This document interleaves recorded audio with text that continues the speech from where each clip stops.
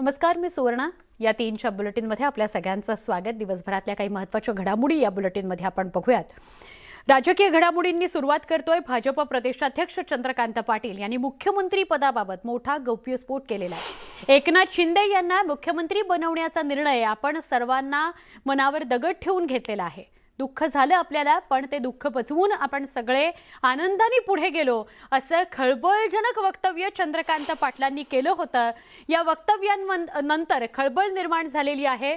चंद्रकांत पाटील यांचं हेच वक्तव्य आता वादग्रस्त ठरलंय आणि त्यांच्या भाषणाचा व्हिडिओ डिलीट करण्यात आलेला आहे. भाजपच्या सगळ्या सोशल मीडिया प्लॅटफॉर्मवरून भाजपचं हे भाषण, चंद्रकांत पाटलांचं हे भाषण, हे व्हिडिओ डिलीट करण्यात आलेले आहेत. याबाबतचे आदेश थेट केंद्रीय पातळीवरूनच देण्यात आल्याची सूत्रांकडून माहिती मिळते आहे.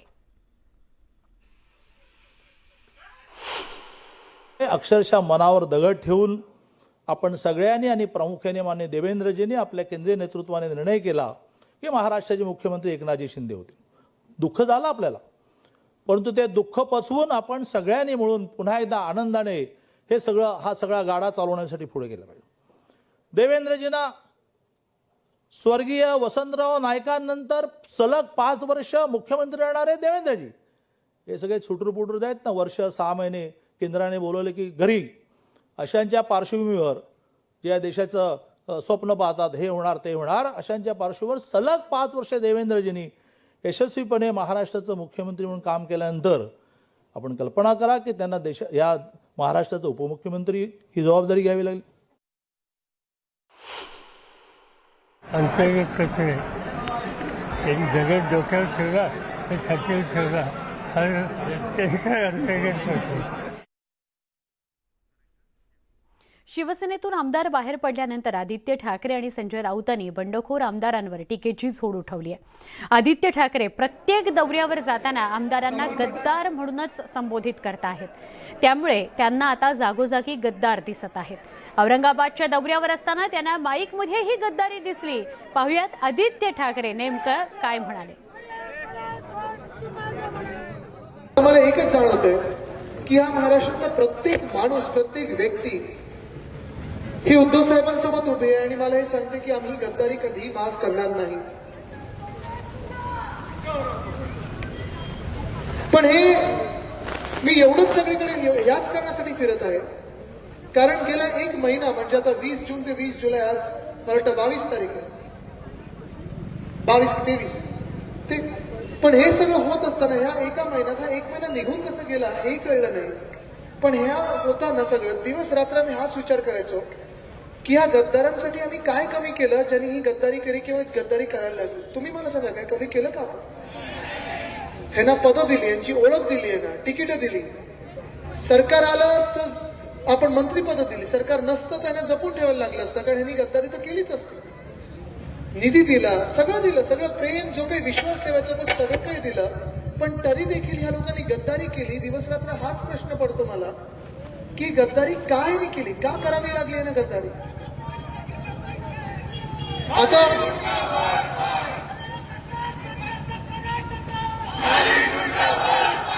ही गद्दारी ह्या लोकांनी आपल्या उद्धव साहेबांसोबत केली आहे, महाराष्ट्रासोबत केली आहे, शिवसेनेसोबत केली. तुम्ही विचार करा, ज्या पक्षप्रमुखांनी, ज्या कुटुंब प्रमुखांनी या 40 गद्दारांना सर्व काही दिलं, सगळं काही दिलं, म्हणजे काही आपण थांबवलं त्यांच्यासाठी, काही कमी नाही केलं, ह्यांनी पाठिंबा दिला.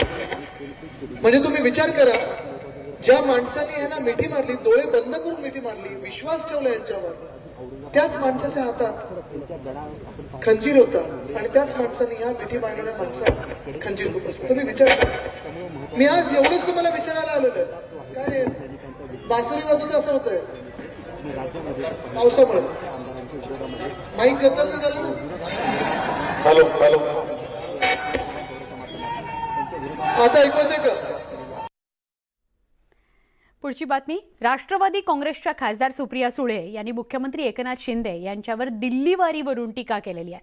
दिल्लीमध्ये दररोज महाराष्ट्र झुकतोय असं वक्तव्य सुप्रिया सुळेंनी केलंय. तर केंद्र सरकार हे महाराष्ट्रामध्ये दडपशाहीचं राजकारण करताय असा आरोपही त्यांनी केला.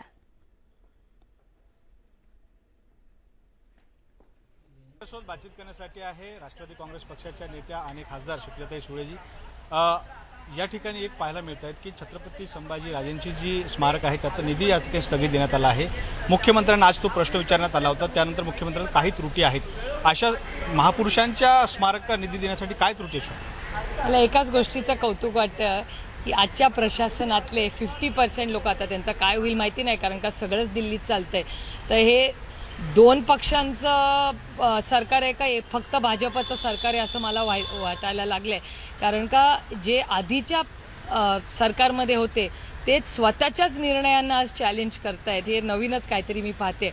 आणि प्रत्येक गोष्ट जी आज महाराष्ट्रात होते ती दिल्लीवरून होते, याचा अर्थच येतो होता की दिल्लीच महाराष्ट्र चालवते आता। महापुरुषांचं जे स्मारक आहे त्यांचा विकास करण्यासाठी जो निधी येतो तो या ठिकाणी थांबवला जातो, कुठे ना कुठे महापुरुषांचा अपमान या ठिकाणी पाहायला।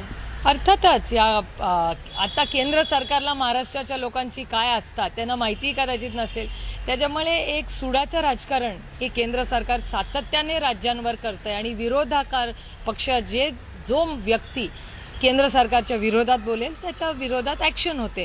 आणि तसंच महाराष्ट्राच्या महापुरुषांचं झालेलं आहे। केंद्र सरकारच आज महाराष्ट्र चालवतंय, कारण का काही छोटी गोष्ट असली तर महाराष्ट्राचे माननीय आदरणीय मुख्यमंत्री हे दिल्लीला जातात। दिल्लीला तुमच्याच चॅनलवर मी पाहिलं की आदरणीय माननीय मुख्यमंत्र्यांना अनेक तास थांबावं लागलं कारण का अपॉइंटमेंट मिळाली नाही। हा खरं तर माननीय मुख्यमंत्र्यांचा अपमान म्हणजे महाराष्ट्राचा अपमान आहे, हे दुर्दैव आहे। असं कधीच या देशात झालेलं नाही। आणि दोन्ही पक्ष आता जे सत्तेत आहेत, आता दुसरा पक्ष आहे का नाही हाही एक मोठा प्रश्नच आहे, ते सगळंच आज भाजप चालवत आहे, दुर्दैव आहे। महाराष्ट्राचा स्वाभिमान कुठे गेला आहे?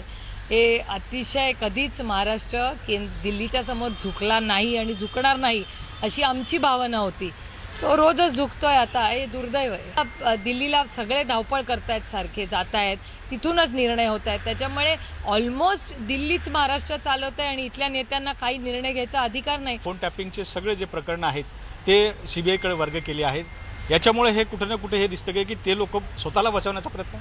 अर्थातच त्यांचा महाराष्ट्राच्या पोलिसांवर विश्वासच नाही हो। व्हिडिओ जर्नलिस्ट रमेशसह विनोद राठोड, न्यूज 18 लोकमत, मुंबई।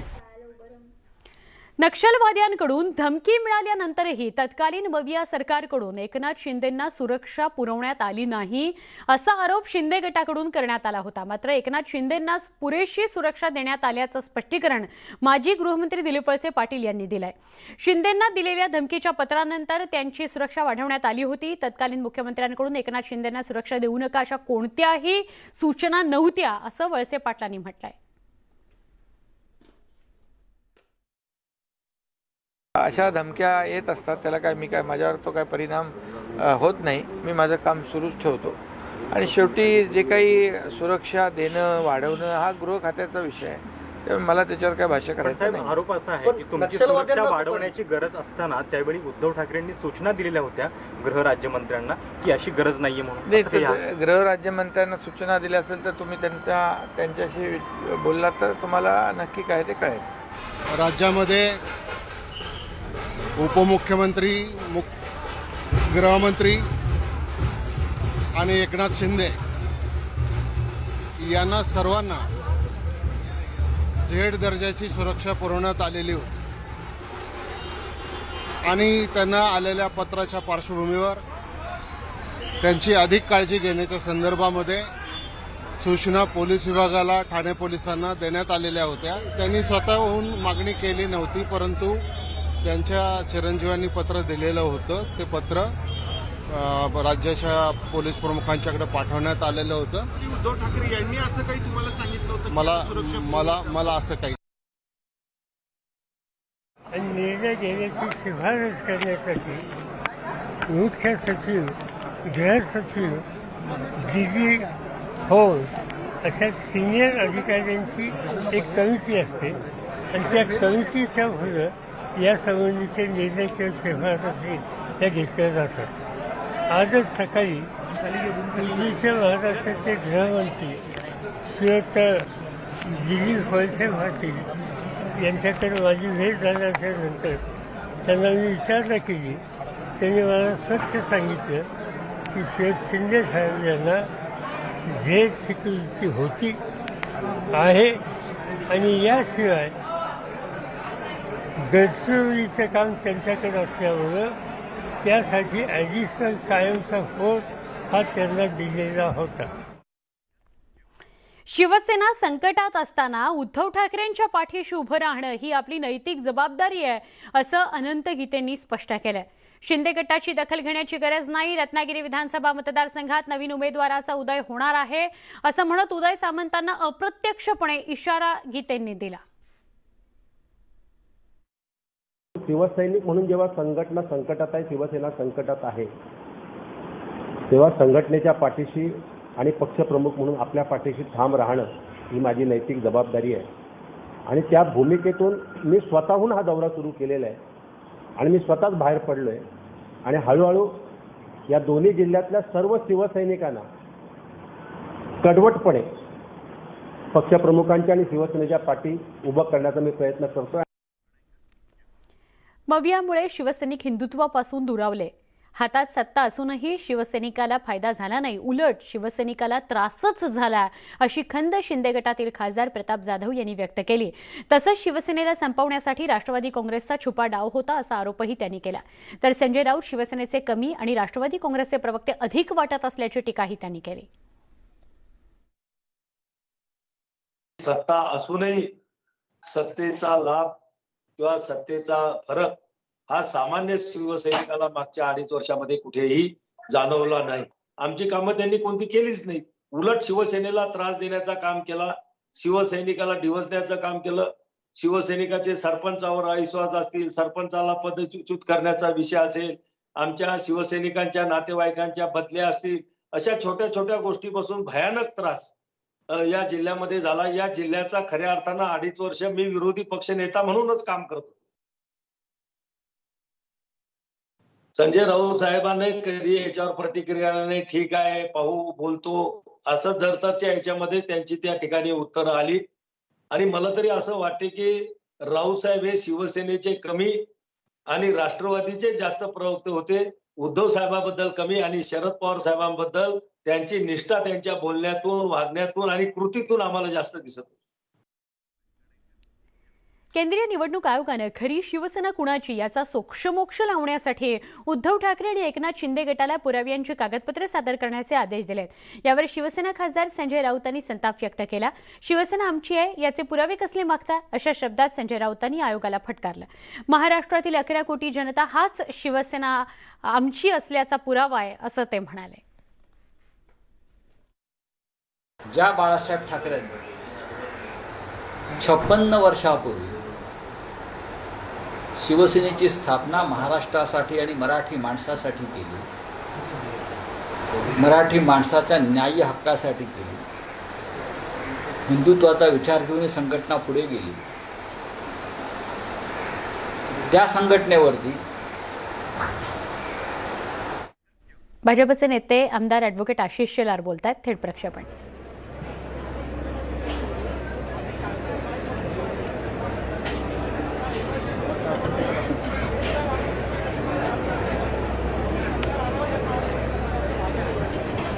खरं तर काँग्रेसवर हा आरोप करायला हवाय. भारताच्या स्वतंत्रतेनंतर इंग्रजांनी दिलेल्या शिक्षण व्यवस्थेतून आपल्या सरकारला आणि विचाराला पोषक होईल अशाच पद्धतीच्या अभिव्यक्ती स्वातंत्र्याचं समर्थन काँग्रेसने केलं. केवळ तेवढंच नाही तर या देशामध्ये राहणाऱ्या प्रचंड विरोधकांच्या विचाराची लोक सुद्धा ज्या विचारांवर भरोसा ठेवतात त्याबद्दलचा कुठलाही सिनेमा किंवा अभिव्यक्ती स्वातंत्र्याचं माध्यम काँग्रेसने दडपून टाकलं. आता अभिव्यक्ती स्वातंत्र्याची खुली सूट मिळाल्यावर मोदीजींच्या राज्यात दुसरी बाजू सुद्धा समोर येते आहे आणि त्यामुळे दुसरी बाजू समोर आल्यावर माझी पळताभुई थोडी होईल ही काँग्रेसची अवस्था झालेली आहे.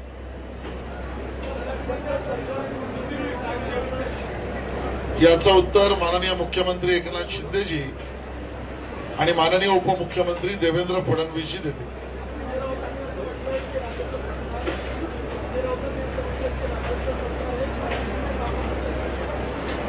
कदाचित कार्यकाल संजय राऊतांच्या वक्तव्यामधला बदलला असेल. राऊतांचं हे वक्तव्य फडणवीस आणि शिंदेच्या नेतृत्वाला सरकारला लागत नसून त्यांच्याच पक्षाच्या असलेल्या तत्कालीन मुख्यमंत्री उद्धव ठाकरेजींच्या नेतृत्वातल्या सरकारला चपकल बसत आहे. आणि म्हणून कोणी बोललं तर डोळं फोड, कोणी बोललं तर घरात घुसून अटक कर, कोणी विरोधात बोललं तर त्याचं मुंडन कर, कोणी विरोधात बोललं तर तो केंद्रीय नेता असला तरी त्याला अटक कर. असंख्य अशी उदाहरणं. अगदी मीडियाच्या मित्रांना सुद्धा विरोधात स्टोरी केली तर घरातून मुसक्या बांधून अटक कर. हे उद्धवजींचं सरकार. संजय राऊत, तुम्ही गजनी होऊ नका, ती अपेक्षा आहे.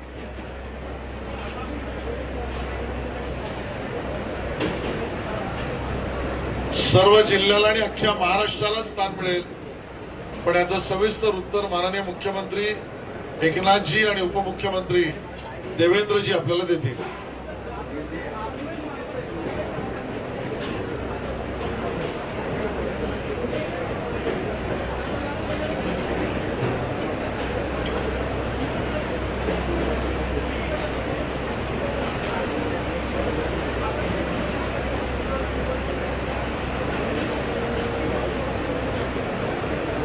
त्याचा अंतिम निर्णय एकनाथ शिंदेजी आणि देवेंद्र फडणवीस म्हणून घेतील.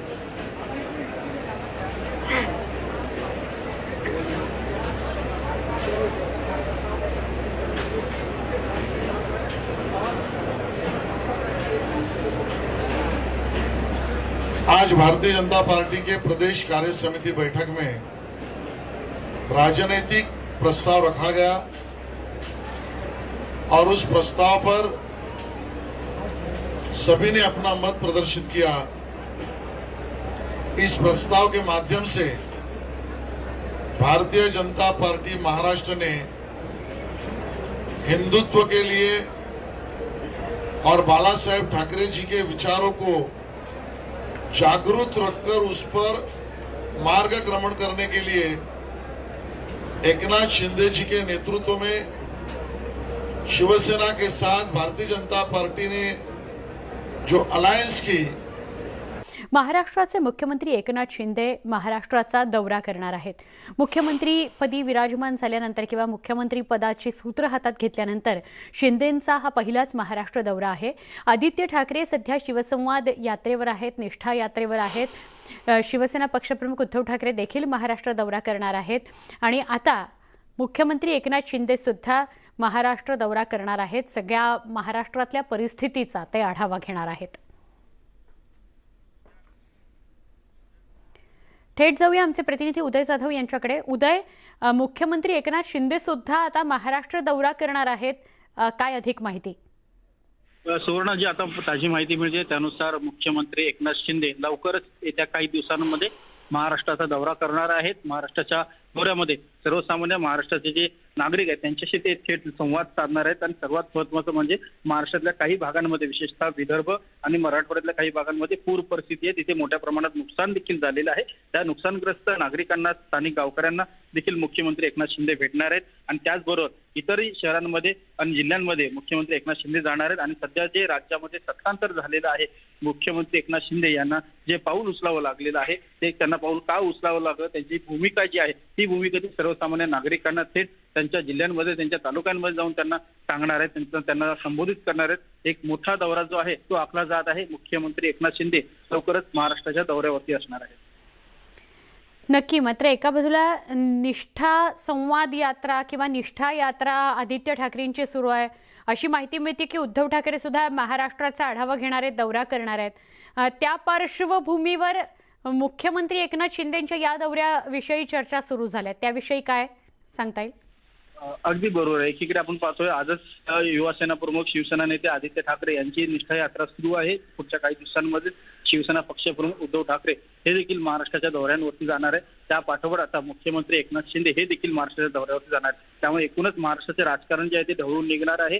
खरी शिवसेना कोणाची, त्याचबरोबर शिवसेनेमधून फुटून एक वेगळा गट निर्माण करणारे मुख्यमंत्री एकनाथ शिंदे यांची काय भूमिका आहे आणि जे फुटून गेलेली आहेत त्यामुळे सर्वसामान्य शिवसैनिक असतील, नागरिक असतील, ते काहीशे संभ्रमात झालेले आहेत की कोणता झेंडा हातात घ्यायचा आणि कोणती शिवसेना खरी मानायची. त्या सगळ्या संभ्रम अवस्थेमध्ये स्वतः शिवसेना पक्षप्रमुख उद्धव ठाकरे हे देखील महाराष्ट्राचा दौरा करणार आहेत. त्यामुळे येत्या दिवसामध्ये मुख्यमंत्री एकनाथ शिंदे तर दुसरीकडे शिवसेना पक्षप्रमुख उद्धव ठाकरे हे देखील महाराष्ट्राच्या दौऱ्यावरती असणार आहेत. एकूणच निश्चित. उदय, आभार माहिती दिल्याबद्दल. आता बातमी आपण बघूया शिवसेना आणि शिंदे गटातल्या धुसफुशीची. कोरोना काळात रुग्णांना अत्यावश्यक सेवेच्या विचाराने डॉक्टर श्रीकांत शिंदे फाउंडेशनकडून युवा सेना प्रमुख आदित्य ठाकरेंच्या वाढदिवसानिमित्त वर्षभरापूर्वी जळगावला रुग्णवाहिका देण्यात आली होती. मात्र शिवसेनेत पडलेल्या फुटीनंतर महानगर शिवसेनेला देण्यात आलेली ही रुग्णवाहिका शिंदे गटानं परत मागून घेतली आहे. केवळ एवढंच नव्हे तर रुग्णवाहिकेवर असलेली शिवसेनेची पोस्टर्सही शिंदे गटाच्या कार्यकर्त्यांनी काढून फेकून दिली आहेत. राज्यात ठिकठिकाणी शिंदे आणि शिवसेना गटाचे पडसाद पाहायला मिळतात.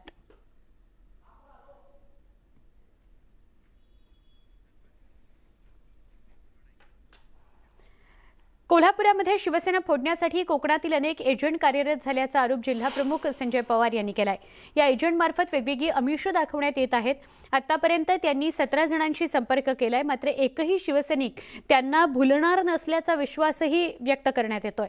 सोबतच असा कोणी एजंट समोर आल्यास त्याला शिवसेना स्टाईलनं प्रत्युत्तर देऊ असा इशारा देण्यात आलाय. कोल्हापुरामध्ये आयोजित पत्रकार परिषदेमध्ये किंवा पत्रकारांच्या बैठकीत ते बोलत होते. 2-4 दिवसाचा आम्ही आढावा घेतला.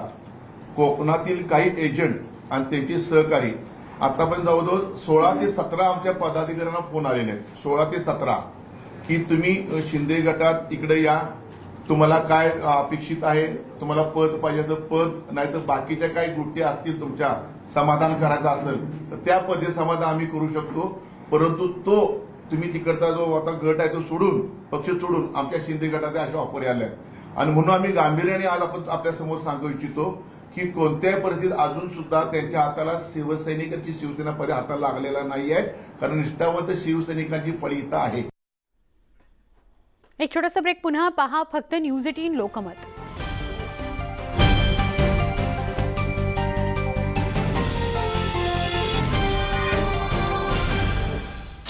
शिंदखेड राजा मतदारसंघात 2 शहरांना जोडणाऱ्या नदीवर पूल नसल्याचं समोर आलं. न्यूज 18 लोकमतच्या बातमीचा इम्पॅक्ट. 75 वर्षांचा प्रश्न 12 तासात सोडवला. आमना नदीवर पूल बांधण्याचे मुख्यमंत्र्यांचे आदेश. आभार मानते मुख्यमंत्री महोदयांचे, त्यांनी तात्काळ आदेश दिले. न्यूज 18 लोकमतची बातमी म्हणजेच इम्पॅक्ट. न्यूज 18 लोकमत म्हणजे इम्पॅक्टची हमी. मुदत पूर्ण झालेल्या हजारो स्थानिक स्वराज्य संस्थांच्या निवडणुकांचा कार्यक्रम तातडीनं जाहीर करण्याचे आदेश सर्वोच्च न्यायालयाने दिलेत. मात्र आता या निवडणुका पावसाळ्यानंतर घेण्याची मागणी राज्य सरकारनं निवडणूक आयोगाकडे केली आहे. पावसाळ्यात अतिवृष्टी, पूर यांमुळे निवडणुका घेण्यात अडचणी येतात, त्यामुळे ही मागणी करण्यात आली आहे. हिंगोलीचे शिवसेना खासदार हेमंत पाटील हे शिंदे गटात सहभागी झाले. त्यानंतर त्यांच्या घराबाहेर पोलीस तैनात करण्यात आले. मात्र आता हा बंदोबस्त हटवण्याची मागणी स्वतः हेमंत पाटील यांनी पत्राद्वारे नांदेडच्या पोलीस अधीक्षकांकडे केली आहे. कोणी अंगावर आल्यास शिंगावर घेण्यास आपण सक्षम असल्याचं त्यांनी या पत्रात म्हटलंय. सध्या ईडीची कारवाई केवळ महाराष्ट्रातच सुरू आहे. राष्ट्रवादीच्या खच्चीकरणाचं काम ईडी करताय असा आरोप राष्ट्रवादीचे आमदार राजू कारेमोरे यांनी केलाय. प्रफुल्ल पटेल यांच्यावर केलेली कारवाई सूडबुद्धीनं केल्याचा आरोपही त्यांनी केलाय. मुंबई महापालिका रुग्णालयातील डॉक्टरांनी 1 ऑगस्टपासून काम बंद आंदोलन करण्याचा इशारा दिलाय. महापालिका अंतर्गत येणाऱ्या रुग्णालयातील निवासी वैद्यकीय अधिकाऱ्यांची नियुक्ती प्रक्रिया थांबवल्यानं असंतोष निर्माण झालाय. त्यामुळे नियुक्ती लवकरात लवकर सुरू करण्याची मागणी आता करण्यात आली आहे.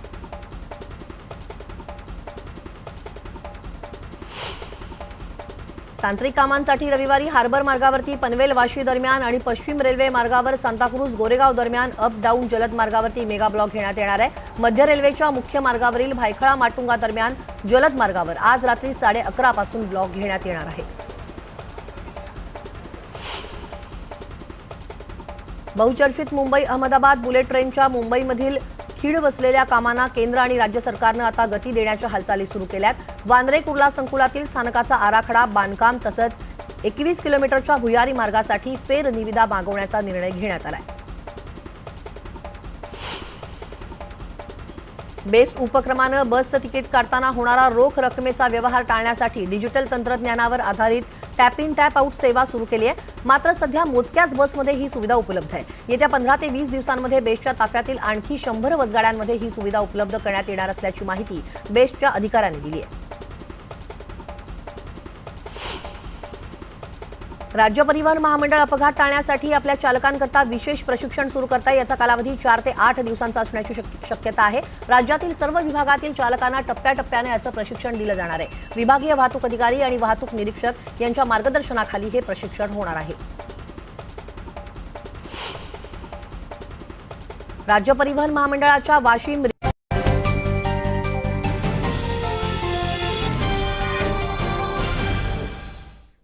ज्येष्ठ शिवसेना नेते दिवाकर रावते बोलतायत थेट प्रक्षेपण। प्रसारमाध्यमांना प्रतिक्रिया देत होते।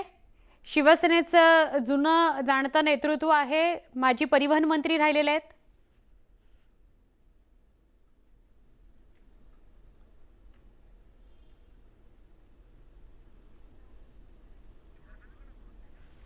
दिवाकर रावते यांची प्रतिक्रिया आपण ऐकणार आहोत। ते आत्ताची जी परिस्थिती निर्माण झाली आहे, राजकीय पेच जो काही सुरू आहे किंवा संघर्ष जो काही सुरू आहे, शिवसेनेमधला अंतर्गत वाद, बंडखोरी, आदित्य ठाकरेंची निष्ठा यात्रा, यावरून ते कशाविषयी बोलतायत हे आपण ऐकूया। मात्र दिवाकर रावते यांनी प्रतिक्रिया दिली आहे। पुढे जाऊया, शेवटच्या श्वासापर्यंत शिवसेना सोडणार नाही असं ठाम मत चिपळूणचे विधानसभा क्षेत्राध्यक्ष बाळा कदम यांनी नोंदवलेलं आहे।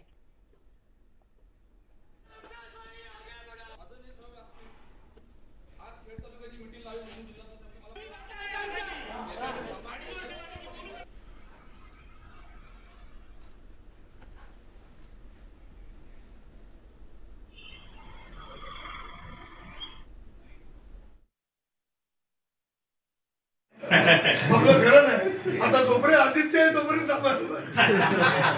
आम्ही सांभाळलं। उद्धव साहेब गेले, शिवसेना सोडून तरी मी शिवसेनेत उद्धव साहेबांनी ऐकू ओरिजिनल त्यांना जायचं, आमच्या वन नाही ना, आमच्या वन नाही।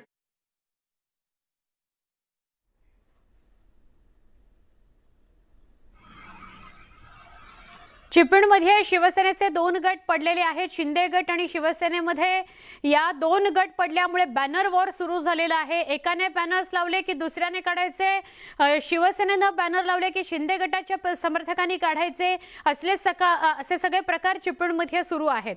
अर्थात त्याचा नागरिकांना त्रास होतोय, यामुळे निर्माण झालेला जो तणाव आहे त्यामुळे पोलिसांचं काम वाढतं आहे।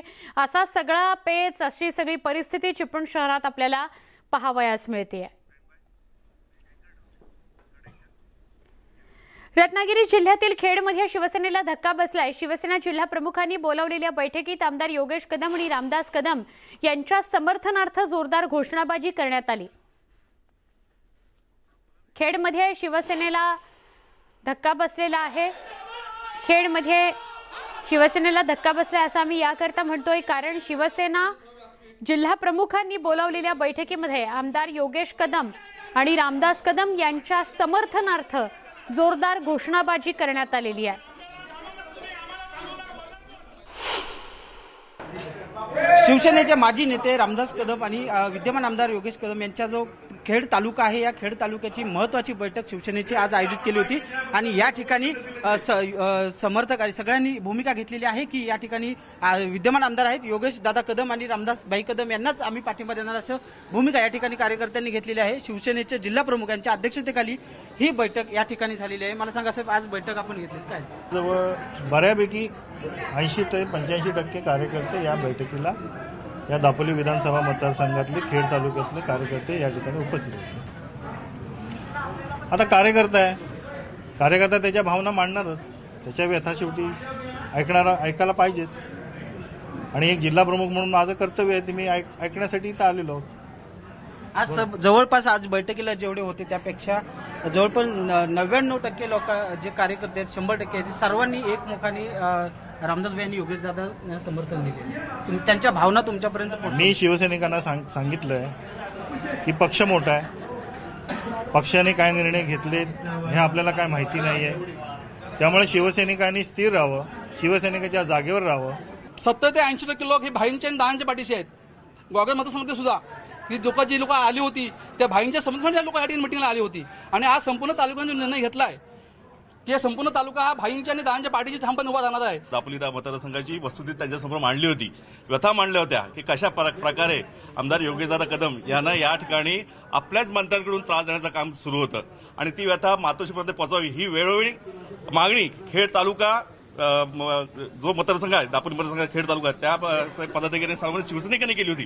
परंतु आज सगळ्यात त्याचा काही निकाल लागला नाही आणि म्हणूनच आमच्यावर ही वेळ आली की आज योगेश दादांनी जो काही निर्णय घेतलाय त्यासाठी आम्ही संपूर्ण शिवसैनिक संपूर्ण ताकदीने त्यांच्या पाठीशी उभे आहोत. चंद्रकांत भाजपचे नेते गिरीश महाजन हे बोलत होते. अर्थात हे सगळं जे महाराष्ट्रातलं राजकारण सुरू आहे, नवं सरकार स्थापन झालेलं आहे, पण मुख्यमंत्री आणि उपमुख्यमंत्र्यांनीच शपथ घेतलेली आहे. मंत्रिमंडळ विस्तार अजून व्हायचा आहे, तो कधी होणार याच्याविषयीची शक्यता आहे. असं असताना आरोप प्रत्यारोप मोठ्या प्रमाणावर होत आहेत. आपल्याला एका कार्यक्रमाची ही दृश्य बघायला मिळत आहेत.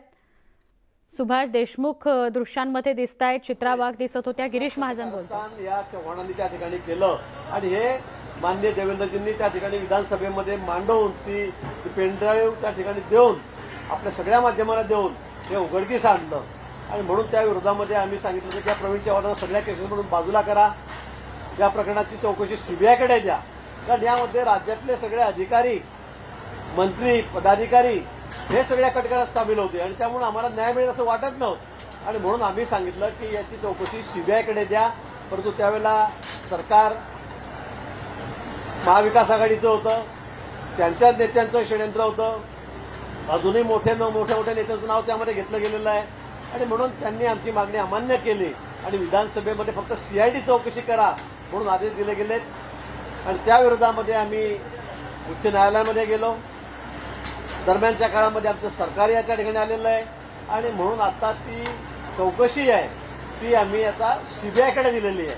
आता निरपेक्षपणे त्या ठिकाणी ही चौकशी होईल आणि मग दूध का दूध पाणी का पाणी, कोण या षडयंत्रामध्ये सहभागी आहेत, कशा पद्धतीने त्यांनी सांगितलं. मी कसा FIR लिहिला, पोलिसांना काहीच अक्कल नाही, पोलिसांनी रेड कुठे करायची, काय काय त्याच्यामध्ये खोटे पाकिटं घालायचे, जेवायचं कोणाकडे, हॉटेलचं बिल कोणता नेता भरेल, या सगळ्यांचा उल्लेख, चाकू कुठे ठेवायचा, चाकूला कसं कोंबड्याचं रक्त लावा, बकऱ्याचं रक्त लावा, 3 वर्ष झालेले आहेत, काही करणार नाही, चाकू यांच्या घरामध्ये ठेवून द्या रेडच्या वेळेला. हे सगळं त्याच्यामध्ये इत्यंभूत टाकली, जसं तसं आपण सिनेमा बघतो त्या पद्धतीने त्या ठिकाणी आलेला आहे. आणि म्हणून मला वाटतं की आता सीबीआयकडे ही चौकशी गेल्यामुळे आता आम्हाला खऱ्या अर्थाने न्याय मिळेल. आणि यामध्ये इतकं घाणेरडं काम, इतकं गुणास्पद काम त्यांनी केलेलं आहे, त्या सगळ्यांचे चेहरे या ठिकाणी समोर येतील.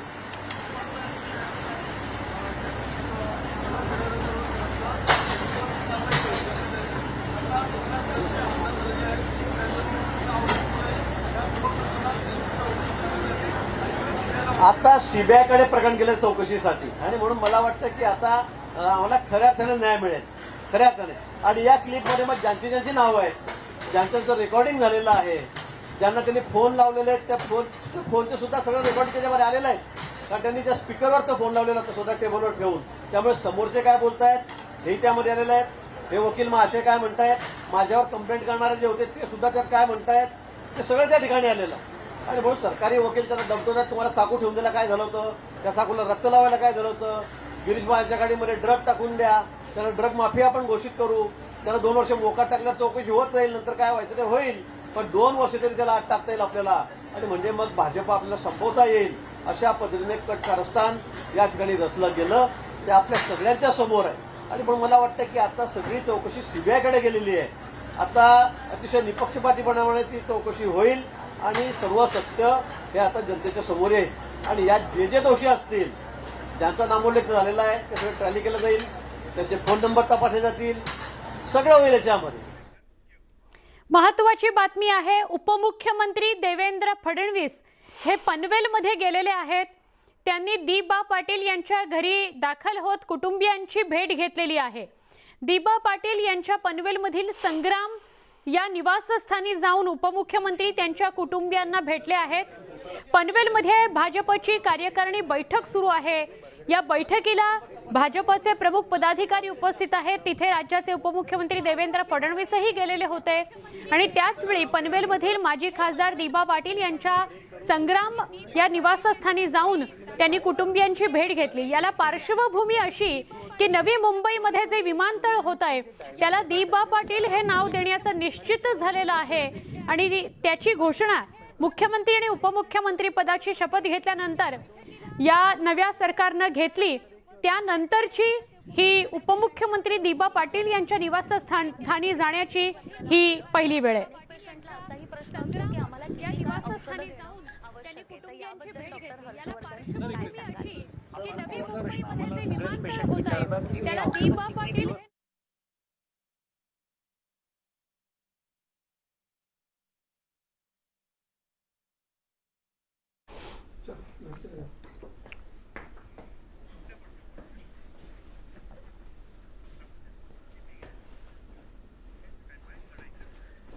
आता आपण बघणार आहोत महाकवीच्या स्मारकाची झालेली दुर्दशा.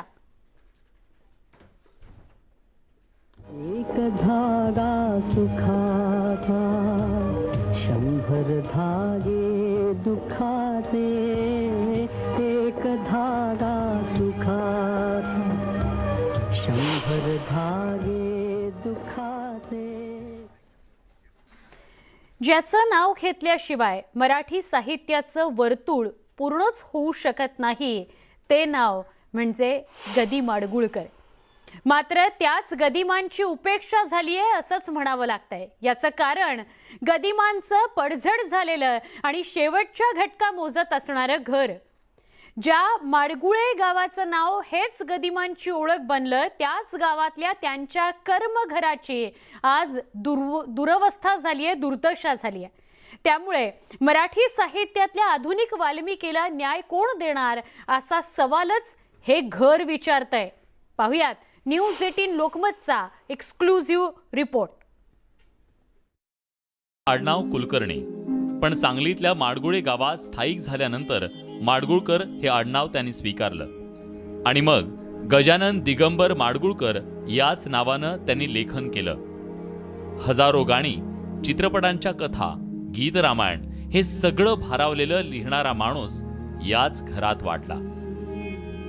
याच घरानं त्या लेखकाचे श्वास अनुभवले. मात्र आज तेच घर गुदमरतंय. घराची दुरवस्था फार बेकार झालेली आहे. आता आतल्या बाजूला सगळं पाक ते पडायचं पहिलं धाब्याचे घर आहेत, त्याला ठिपी लावावं लागते. ठिपी काही ठिकाणी ठिपी लावलेले आहेत, काही खांब आहेत. आता जर आज जायचं म्हटलं तर ते बाहेरून आलेल्या माणसाला काय माहीत नसते, त्यांना भीती वाटते आज जायला. आणि पलीकडल्या बाजूला ते आडाची बी तेच अवस्था आहे. किचनचं आहे तिथे तर सगळे पडायला लागलेलं आहे. वरून सगळं किल्चन वगैरे निघालं आहे सगळं. ते सगळं खाली येण्याची शक्यता आहे. तर ह्याच्यावर शासनानं लक्ष घालून ते करावं. या घराच्या बाजूला असणारा हा हॉल बामणाचा पत्रा म्हणून ओळखला जातो. या हॉलमध्ये बसून अनेकदा माडगुळकर लिखाण करायचे. त्यामुळे या हॉलचा काही वर्षांपूर्वी जीर्णोद्धार करत त्याची डागडुजी करण्यात आली. मात्र घर अजूनही जैसे थेच आहे. आणि या अण्णांचा वसा जो आहे, त्यांचं जे वास्तू आहे, या वास्तूचं जतन करावं की जेणेकरून ही वास्तू सर्वांना पाहता येईल आणि जुन्या स्ट्रक्चरमध्ये जे राहावी होती त्या पद्धतीनं. जो बामणाचा वाडा म्हणतोय आपण, तो वाडा राहावा अशी अपेक्षा आहे. गदिमांचे बंधू व्यंकटेश माडगुळकर हे सुद्धा मराठी साहित्यातले मौलिक भर घालणारे लेखक. त्यांचंही बालपण याच घरातलं.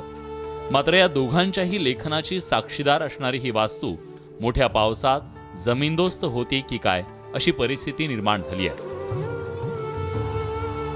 इथल्या परसातल्या तळ गाठलेल्या विहिरीला सुद्धा आता पावसाची आस लागली आहे. तर गावातल्या सभागृहावरच्या या बोर्डालाही धूळ झटकून लख्ख व्हावंसं वाटतंय. जन्मगाव शेटपळे आटपाडी तालुक्यातील गाव आहे. तिथं 4-5 हजार लोकसंख्या असल्यामुळे शासनाने त्यांच्या जन्मगावी स्मारक केलं. वास्तविक त्यांनी आपले कुलकर्णी आडनाव बदलून माडगुळकर हे आपल्या गावाचं नाव मोहर आणलं आणि माडगुळीमध्ये त्यांचं घर जमीन सर्व लिखाण केलेलं बामणाचा पत्रा हे सर्व तिथंच त्यांनी वावर केलेला आहे आणि माडगुळ गाव मोहर आणलं. परंतु शासनानं माडगुळे गावामध्ये स्मारक जरी केलं नसलं तरी त्यांची वास्तू चिरंतन जपण्यासाठी या वास्तूचा कायापालट करण्यासाठी भरीव निधी देऊन आणि यांचं घर निवासस्थान योग्य रीतीनं हे करावं.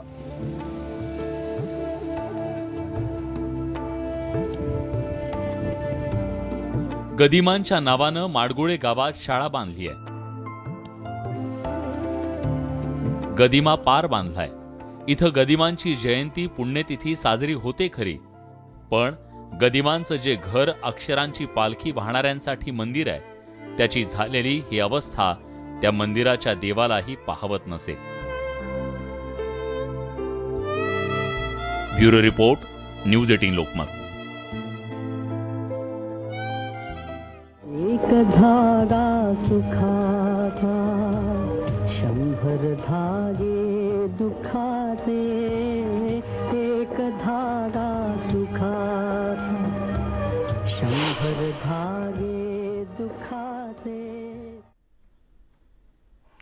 कोल्हापूरच्या मंगळवार पेठेत 4 चाकी वाहनांची तोडफोड करण्यात आली आहे. एकाच रात्री अज्ञातांनी 14 वाहनांची तोडफोड केली आहे. या तोडफोडीमुळे परिसरातील नागरिकांमध्ये भीतीचं वातावरण पसरलंय.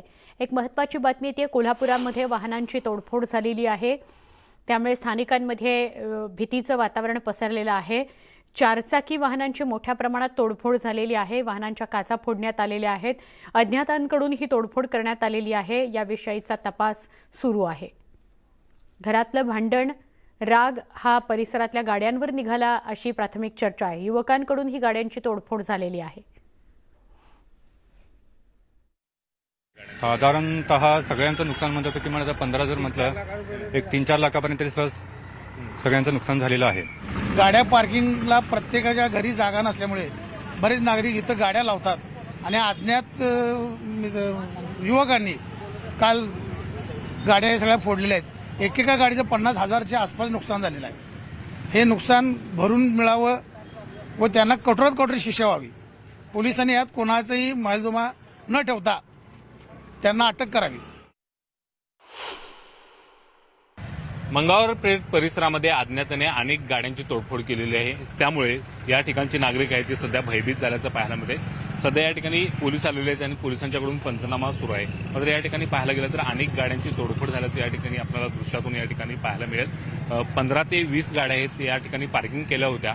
ही तर सगळी नागरिक आहेत ते आतमध्ये गल्लीमध्ये राहतात आणि आतमध्ये रस्ता नसल्यामुळे या सगळ्या लोकांनी गाड्या आहेत या रस्त्यावरती पार्किंग केल्या होत्या. मात्र एकूणच पाहायला गेलं तर या सगळ्या गाड्यांची तोडफोड झाली आणि मोठ्या प्रमाणात नुकसान सुद्धा या ठिकाणी झाल्याचं पाहायला मिळते. पोलिसांनी प्राथमिक तपासामध्ये जी माहिती दिली आहे त्यानुसार एका इसमाचा घरामध्ये वाद झाला होता आणि त्याचा सगळा राग आहे तो त्यांनी या सगळ्या गाड्यांच्यावरती काढला होता. अशा पद्धतीचं पोलिसांच्याकडून प्राथमिक माहिती देण्यात येते आणि या प्रकरणी एक संशयित आहे तो सुद्धा पोलिसांच्या ताब्यात आहे. त्याचा सुगाव आहे तो पोलिसांना लागलेला आहे आणि त्यामुळे एकूणच या सगळ्या प्रकरणाची नेमकं कारण काय हे शोधण्याचा प्रयत्न आहे ते पोलिसांच्याकडून होताना आपल्याला पाहायला मिळते.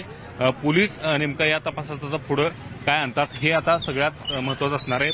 आणि एकूणच पाहायला गेलं तर या प्रकरणानंतर आहेत या परिसरामध्ये भीतीचं वातावरण पसरलेलं आहे. नागरिकांच्याकडून सुद्धा या ठिकाणी पोलिसांची गस्त वाढवण्याची मागणी होते. या ठिकाणी या परिसरामध्ये सीसीटीव्ही लावण्याची आहे ती मागणी होताना आपल्याला पाहायला मिळते. मात्र या सगळ्या प्रकरणाचा जो संशयित आहे तो कोण आहे आणि नेमकं याचं कारण काय आहे हे पुढे येणार का याचीच आता वाट इथले नागरिक पाहताना आपल्याला पाहायला मिळते. एकूणच या सगळ्या प्रकारानंतर मात्र इथले नागरिक भयभीत झाल्याचं चित्र दिसून येत आहे. व्हिडिओ जर्नलिस्ट संदीप पाटीलसह ज्ञानेश्वर साळके, न्यूज 18 लोकमत, कोल्हापूर. या सगळ्या महत्त्वाच्या बातम्यांसह बुलेटिनमध्ये इथेच थांबणार आहोत. काही क्षणामध्ये माझा सहकारी तुषार अजून काही महत्त्वाच्या घडामोडी घेऊन येतोय. तुम्ही न्यूज 18 लोकमतच्या यूट्यूब चॅनलला मात्र सबस्क्राईब करायला विसरू नका. फेसबुक, ट्विटर आणि इंस्टाग्रामवर आम्हाला फॉलो करा. पहा फक्त न्यूज 18 लोकमत.